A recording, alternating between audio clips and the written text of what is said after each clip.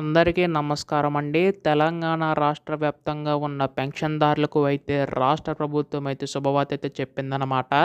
వీరి యొక్క ఖాతాల్లోకి ఆసరా పెన్షన్, అలాగే చేయూత పెన్షన్ సంబంధించి మనకి ఖాతాల్లోకి డబ్బులనేవి అయితే జమ చేయబోతున్నారు అండి. అయితే దీనికి సంబంధించి ఎప్పుడు జమ చేస్తారో ప్రతీదీ కూడా తెలుసుకుందాం. ఈ వీడియోనైతే ఎక్కడా కూడా ఆపకుండా చివరి వరకు అయితే చూడండి.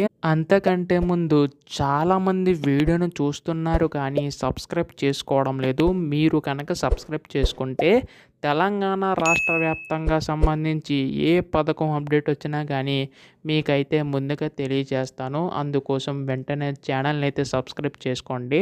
అలాగే పక్కనే ఉన్న బెల్ ఐకాన్ అయితే ఆల్‌లో పెట్టుకోండి. అప్పుడే మీకు నోటిఫికేషన్ ద్వారా ప్రతిదీ కూడా మీకు తెలుస్తుంది. ఇంకా ఆలస్యం చేయకుండా వీడియోలోకి అయితే వెళ్ళిపోదాం. తెలంగాణ రాష్ట్ర వ్యాప్తంగా ఉన్న పెన్షన్దారులకు అయితే ఈ యొక్క పథకం సంబంధించి, అంటే గత ప్రభుత్వం ఆసరా పెన్షన్ కింద, ఈ ప్రభుత్వం చేయూత పెన్షన్ కింద పెన్షన్దారులకు మేలు చేకూరేలాగా అయితే ఈ పథకం అయితే ప్రవేశపెట్టనుంది.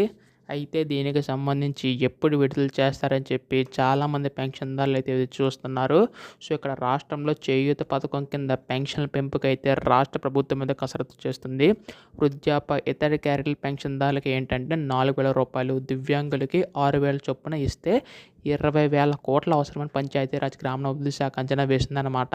సో దీన్ని బట్టి చూసుకుంటే మనకి ఈ యొక్క అంచనా వేశారు కాబట్టి మనకి ఈ యొక్క వారంలోనే ఈ యొక్క పెన్షన్ సంబంధించి, అంటే చేయూత పెన్షన్ సంబంధించి అయితే ఖాతాల్లోకి డబ్బులు అనేవి అయితే విడుదల కానున్నాయండి. అయితే ఇక్కడ ముఖ్యంగా చూసుకున్నట్లయితే ఇక్కడ మనకు వృద్ధాప్య, అలాగే వితంతులకు 4,000 రూపాయలు, దివ్యాంగులకి 6,000 రూపాయల చొప్పున సో ప్రతి ఒక్కరికి అందేలాగా అయితే రాష్ట్ర ప్రభుత్వం అయితే కసరత్తు చేస్తుంది. దీనికి కూడా మనకి అధికారులను అయితే ఆదేశించడం అయితే జరిగిందనమాట. దీనికి సంబంధించి వివరాలు కూడా మనకు తొందరలోనైతే రానున్నాయండి. సో ఎప్పుడు అప్డేట్ వచ్చినా కానీ, ఏ విధమైన అప్డేట్ వచ్చినా కానీ మీరు ముందుగా తెలుసుకోవాలనుకుంటే ఛానల్ని సబ్స్క్రైబ్ చేసుకోండి. ధన్యవాదములు. జై